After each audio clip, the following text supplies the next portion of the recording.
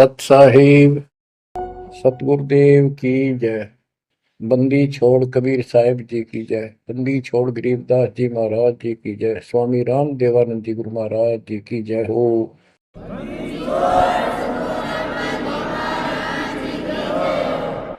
सर्व संतों की जय, सर्व भक्तों की जय, धर्मी पुरुषों की जय। श्री काशी धाम की जय, श्री सुडानी धाम की जय, श्री क्रोथा धाम की जय, श्री बरवाड़ा धाम की जय।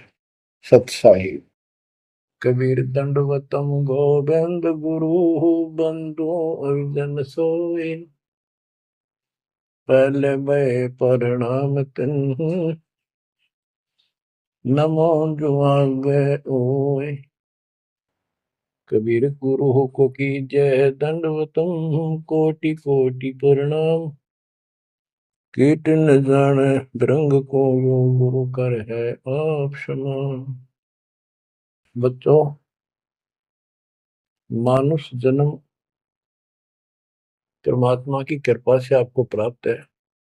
मनुष्य जीवन के अंदर मूल उद्देश्य केवल भक्ति करना और मोक्ष कराना होता है।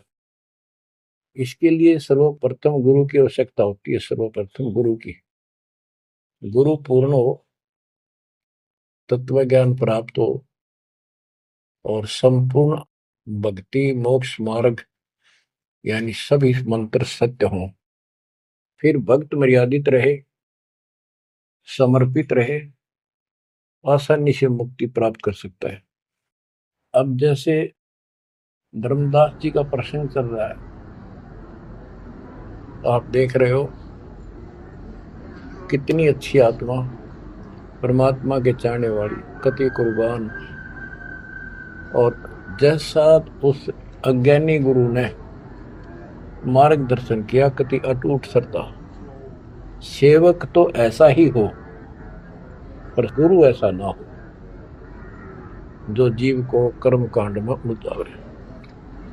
अब इस कथा से आपको अपने आप बहुत कुछ बातें समझ में आएंगी कि आपको कैसे पूर्ण सतगुरु प्राप्त है, अध्यात्म ज्ञान प्राप्त है, संपूर्ण मूल ज्ञान जो आज तक छुपा के रखना था। और अब भी आप नहीं समझ सके उस परम पिता की महिमा को और इस गंदे लोक के यथार्थता को, तो फिर परमात्मा आपको कौन सी भाषा का प्रयोग करे जिसे तुम समझ सकते हो। लास्ट फिर वही होगा जैसे 600 साल पहले दाता ने आपको पटक दिया था, ठाके झटक दिया था। या तो आंखें खोल लो, भूल जाओ इन बकवादों को। इस संसारिक चोचलों में कुछ नहीं दरिया। गरीबदास जी कहते हैं, सर्व सोने की लंका होती रावण से रणधीरम। एक पलक में राज विराजी कर जम के पड़े जंजीर। इतने ठाठ बाट थे, सिद्धियां थी, आकाश में चला जाता था, पुष्पक विमान ऊपर से छीन के लाया था कुबेर से। खूब उद्मस्तार रखा था। और भगत किसका था? शिव जी का। तीन देव की जो करते भक्ति ही उनकी कदे न होवे मुक्ति। और कितनी बकवाद भर जाए इनमें, जिसके कारण प्रसिद्धियां भी होगी साधु संत ऋषियों की। अंत में इनके पास कख नहीं बचा। ये मूल ज्ञान है, ये सार ज्ञान है। इसको समझो अच्छी तरह, पढ़े लिखे हो, शिक्षित हो, एजुकेटेड हो। परमात्मा ने मनुष्य जीवन इसलिए दिया कि तुम कुछ बुद्धि भी एक्स्ट्रा रखते हो अन्य प्राणियों से। इसका सदुपयोग करो। बकवाद बहुत कर ली, बाहर जाना पड़ेगा। अब बच्चों, प्रसंग धर्मदास जी का चल रहा है। देखो, अपना पिता अपने लिए कितना कष्ट उठा रहे हैं। एक जीव को काल की दलदल से बाहर खींचने के लिए कितना कुछ उन्होंने किया। बालक की तरह पीछे पीछे फिरे, कहाँ जंगल में, कहाँ किसी दरिया पे, कहाँ किसी तालाब पे, कहाँ कहाँ कष्ट वो मालिक उठाया उन्होंने। वो कहते हैं, दो दिन मेरी शरण हो ताका हो मैं दास, केल गिर लग गया फिर गुप्त धरती आकाश। बच्चों ऐसे आज आपके साथ खाड़े कर रहा दाता देख कहां सिर के होने लग रहा है, यह भी कर समझ में नहीं आ रही, ये भी तुम नहीं समझ पा रहे। What is this? इसका नाम है कबीर भगवान। इसको कहते हैं सक्षम समर्थ परमात्मा। बच्चों यहाँ देखो मालिक ने कैसे अपने बच्चों तक संदेश पहुंचाने लग रहे। काल ने जुल्म करने में कसर नहीं छोड़ी, पर यूं भी तो उसका बाप है। और देखो अपने बच्चों को कैसे अमृत छकाने लग रहे हैं। इन क्रियाओं को देखकर ये विश्वास कर लेना चाहिए कि आप समर्थ की शरण में आ चुके हो। द्वार धनी के पड़ा रहे, धक्के धनी के खावे, 100 काल जग जोड़ी कर द्वार छोड़ जाओ।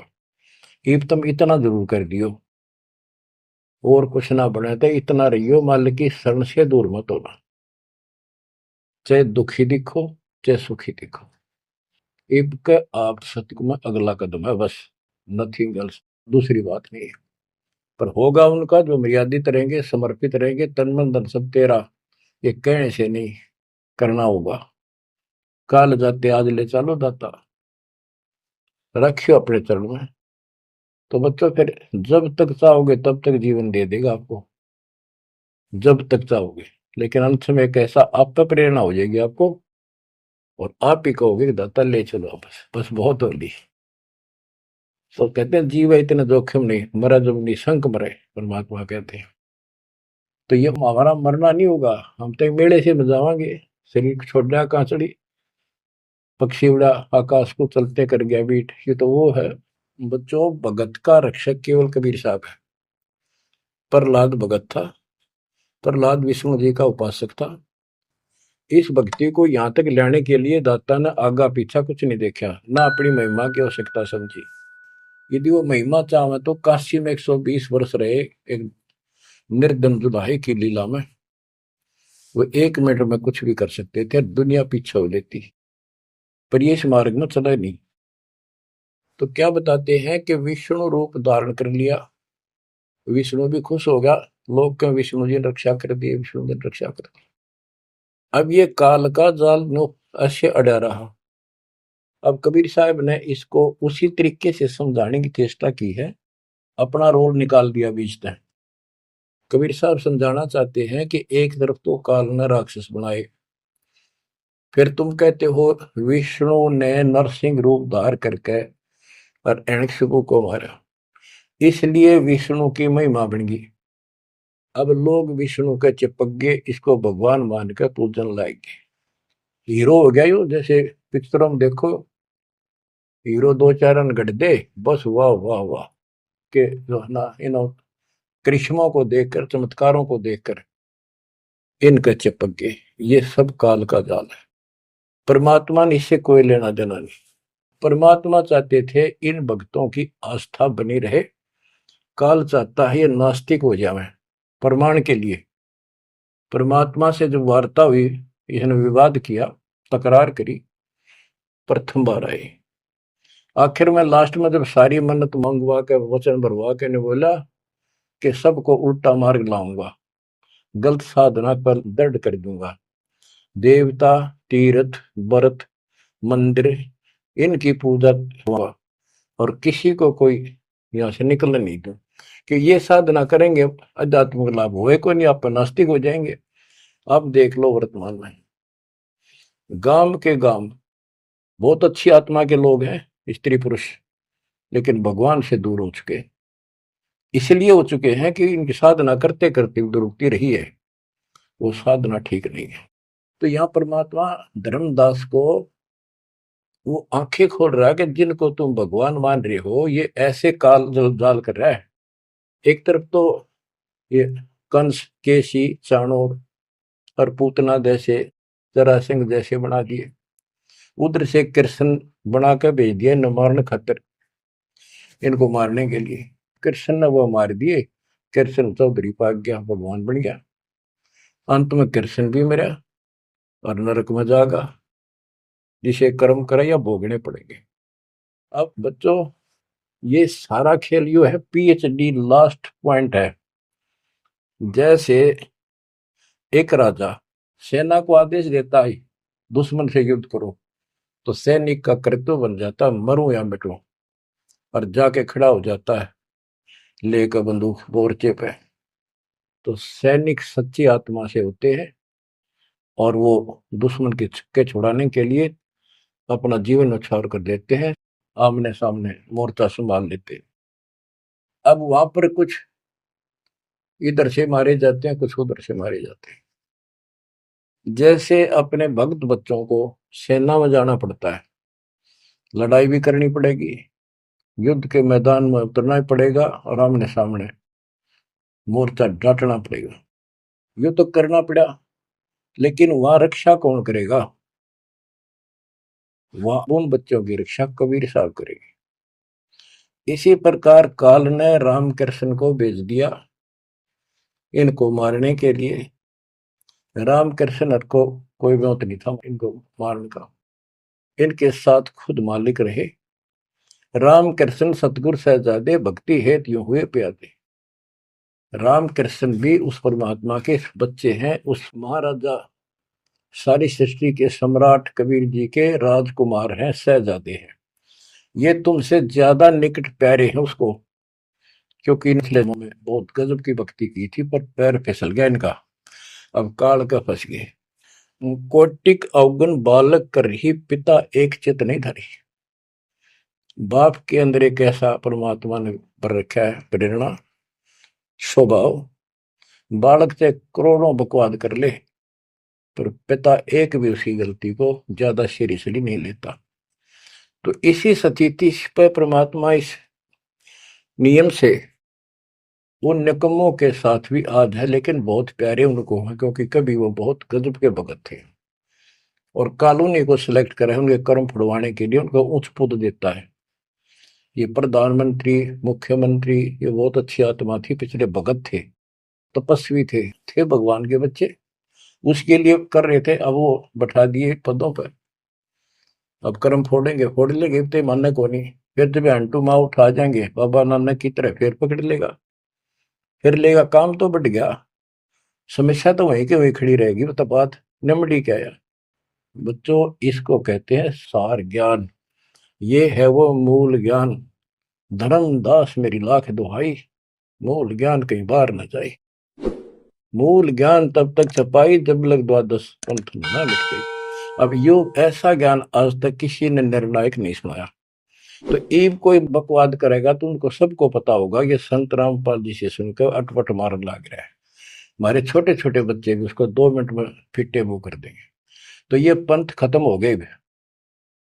बड़ा पेड़ होता है पड़ भी जा, उसकी एक आधी जड़ की तरह जाए धरती में लगी, वो थोड़ा बहुत हरा कई दिन रह जाया करे, पर अंत में उसकी लकड़ी सूखेगी। तो आज इनकी स्थिति शुरुआत हो चुकी है, ये सारे ढह चुके हैं। मालिक के तूफान इस ज्ञान के सामने इनका कोई औकात बची नहीं है। अब तुम ध्यान दो जिसके ऊपर ये मालिक गजब की रजा कर रहा है, इसको हल्के में ना लो, तुम ज्यादा सीरियस बनो, समर्पित रहो। औरों से न्यारा सुख धरती पे देगा आपको, लेकिन इस सुख में माचना नहीं, परमात्मा को भूल ना जाना। मालिक की तरफ ज्यादा आवे, सुविधा दे दी, गाड़ी दे दी, सेवा में आवे, सेवा में लावे, बकवाद हम कहीं नहीं जावे, तो राम राजी रहेगा, कबीर साहब आपका खुश रहेगा। बालिया कौन था? ये बाली वाली आत्मा थी जो त्रेता युग में श्री राम ने वृक्ष की ओट लेकर मारा था। उसका अपना बदला लेने के लिए उस वो बालिया नाम का जीमर बना, शिकारी बना, श्री राम श्री कृष्ण बना। वो आत्मा वो उसके पैर में तीर मार के श्री कृष्ण मारा। उससे पहले श्री कृष्ण ने बच्चे भी बताओ आप हमारी याद दो जाके काल कर रहेंगे दुर्गति, फिर आके लेट गया जब वो मारेगा। मरने से पहले उसने वहां संदेशा भेज दिया था, पता था कि सारे मरेंगे। तो पांचों पांडु वहां पहुंच गए, कृष्ण जी बस तड़पन लाग रहे थे। उनको बता दिया भाई ये यहाँ कोई आदमी बचा नहीं है, इन लेडीज को सारी को ले जाना, यहाँ लोग इनकी दुर्गति करेंगे, तुम अपने वहां रखना सुरक्षित। और तुम जाके हिमालय में चले जाओ, वहां रहो भूखे प्यासे तप करो और वहां गड़का मर जाओ, वापस ना आइए। तो पूछा जी कारण क्या है? हम अभी तो राज मिला, 20-30 साल हमने राज मुश्किल से किया है। अब आप कहते हो राज त्याग के वहां से ले जाओ, इसका कारण क्या हो गया? क्या गलती बन गई कि तुमने जो युद्ध में पाप किए थे वो पाप तुम्हें दुखी कर रहे हैं, वह तप करने से समाप्त हो जाएंगे। तब अर्जुन को कहना पड़ा कि भगवान आप ऐसी स्थिति में हो, मुझे कहना तो नहीं चाहिए पर मैं रोक भी नहीं सकता अपने आप। पहले तो आप कह रहे थे गीता में कि ऐसे ऐसे तेरे को पाप नहीं लगेगा, और ये पाप हमारे सिर पर धरती है। फिर भाई के अश्वमेघ यज्ञ कर पाप खत्म हो जाएंगे, वो पाप फिर भी रह गए। तब मैं बोल नहीं पाया, आज मैं रोक नहीं पाया। या तो इसका उत्तर दे दो ना, मेरा जीना भी दूभर हो जाएगा शेष सांस। तब उसने बताया भाई मैंने ना मेरा मन के गीता में कहा था और के कुछ तेरे को बोला था। असली बात यह है, अब मैं जो कोई कर लियो उस पाप हमारे उड़ तपस्या से कुछ तप बन जाएगा। पाप पूपना कट्टे से उसने में बताई तप करने से आगे फिर थोड़ा बहुत को राज मिल जाएगा। इनके पास इतनी सटोरी है, ज्यादा नहीं। तो बच्चों देखो काल का जाल। उसका अंतिम संस्कार श्री कृष्ण का करके वो चले गए, और अर्जुन एकलन छोड़ गया कि एकला योद्धा है, कोई खतरा नहीं। सब लेडीज को लेकर चाल पड़ा गोपियों को। रास्ते में बिल्लों ने पकड़ लिया, उन्हें पीटा इस अर्जुन को। गोपियां लूट ले गए, लड़कियां ठा ले गए रामजादे। और इस पर वो धनुष साथ ले रहा था जो महाभारत के युद्ध में जो उद्मस्त आ रहा था। वो उठा तक नीचते, तब रोवा खड़ा खड़ा कि इस कृष्ण ने तुम्हारा नाश कर दिया, सारे हमारे साथ धोखा किया। जब नाश कराना था युद्ध में, मानस मरवाने थे आदमी, जब तक ताकत दे दी, अब मैं खड़ा खड़ा पड़ा। गीता भी यही कहती है, बलवानों का बल मैं हूं, बुद्धिवानों की बुद्धि मैं हूं। यहाँ परमात्मा कबीर जी बताते हैं युग कृष्ण नहीं, युग काल इनका बाप ये जुल्म करे भाई, इनको पता है नहीं हो क्या रहा है। धर्मदास ये बातें सुनकर चक्कर में पड़ गया। मुंह का नहीं देखे देखे, आंख भी नहीं झपके। ये भगवान कति सौ की सौ सच्ची, सारी बात बिड़ा करते। देखिए धोखे बैठे थे, साथ में हमने बैठी, दोनों टेक टेक सुने मालिक के अमृत वचन। ये परमात्मा हम रोज सुना करते, मेरी तरह पत्थर पड़ गए थे कल। आपके क्या गुण गाओ मालिक, कैसी आंख खोल दी मेरी।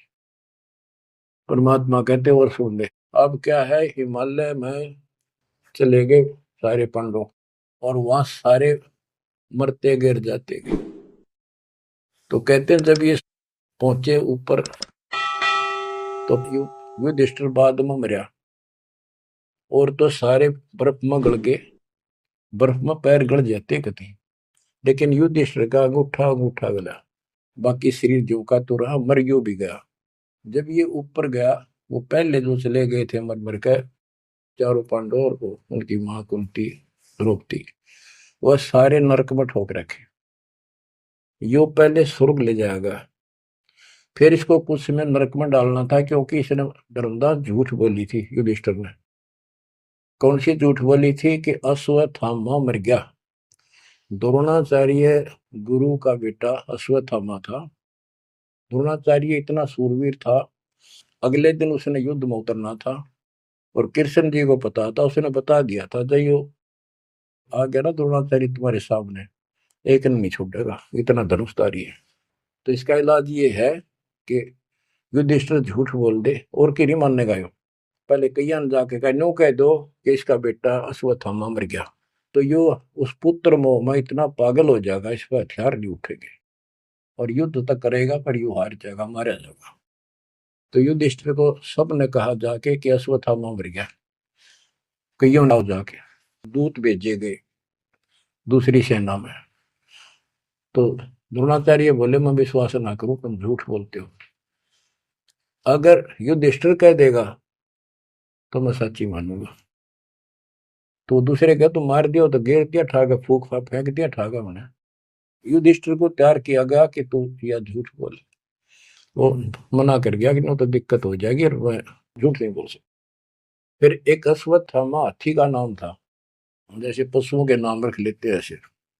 वो अश्वत्थामा हाथी मार दिया। श्री कृष्ण बोला आप ये कह देना कि अश्वत्थामा मर गया, मंदी आवाज में कह दिए मेरा ना हाथी था, हाथी या मनुष्य। युधिष्ठिर इस बात पर राजी हो गया, क्योंकि अगले दिन नाश कर रहा था उसने। तो मन में दोष तो आया उसके, झूठ बोल दी जाके कि आचार्य जी अश्वत्थामा हिते संस्कृत नौकंते द्रोणाचार्य का तो बुरा हाल हो गया, चक्कर आने लग गया कि अश्वत्थामा मर गया। फिर मंदी आवाज में कह दिया नर व कुंजर, नर था या कुंजर हाथी, पता नहीं नर था या कुंजर। अब वो नर कुंजर कड़े सुना था तो पागल होकर गिर गया। तो उसके कारण उसको नरक में भेजना था कुछ समय के लिए।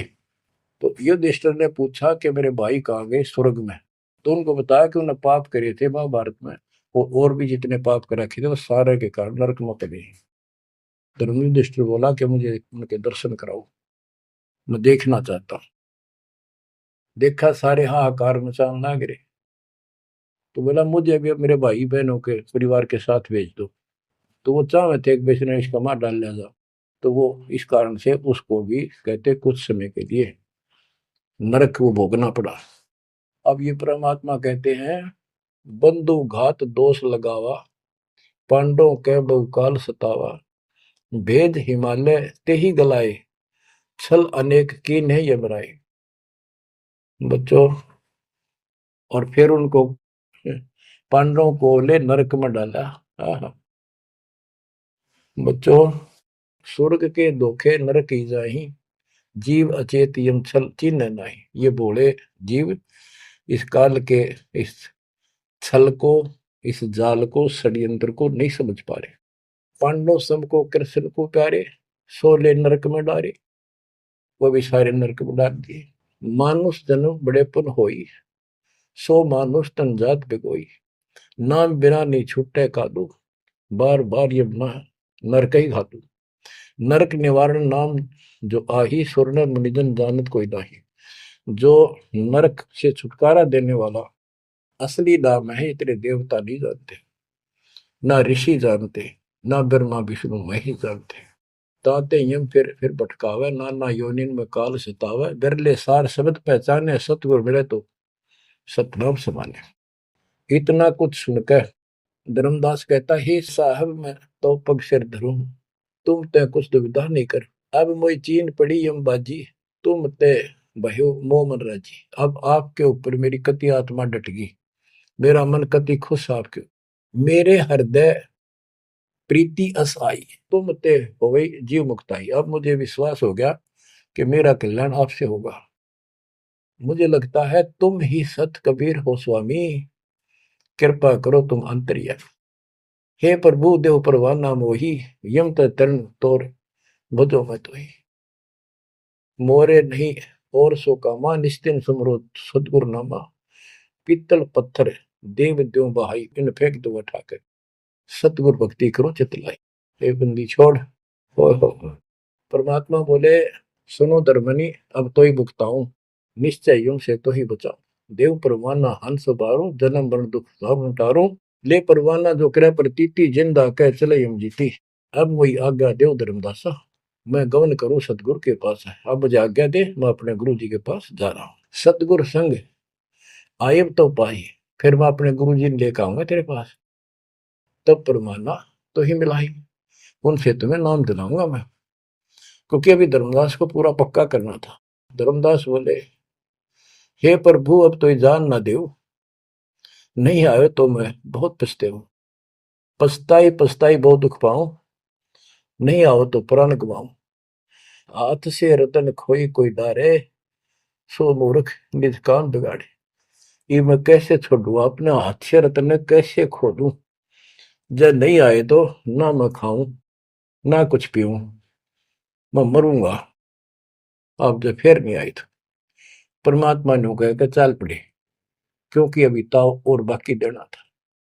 धर्मदास सामने कति गली में खड़े हो गए, जब तक दिखते रहे आंखों में आंसू भरे रहे, एक टक देखते रहे। बच्चों, परमात्मा आपको मोक्ष दे, सदा सुखी रखे। शेष फिर दृढ़ हो जाओ, तड़फ जाओ उस घर जाने के लिए। परमात्मा आपको मोक्ष दे, सदा सुखी रखे, आपको अपने घर की याद बनी रहे, काल का दुख सदा याद रहे। सत्साई।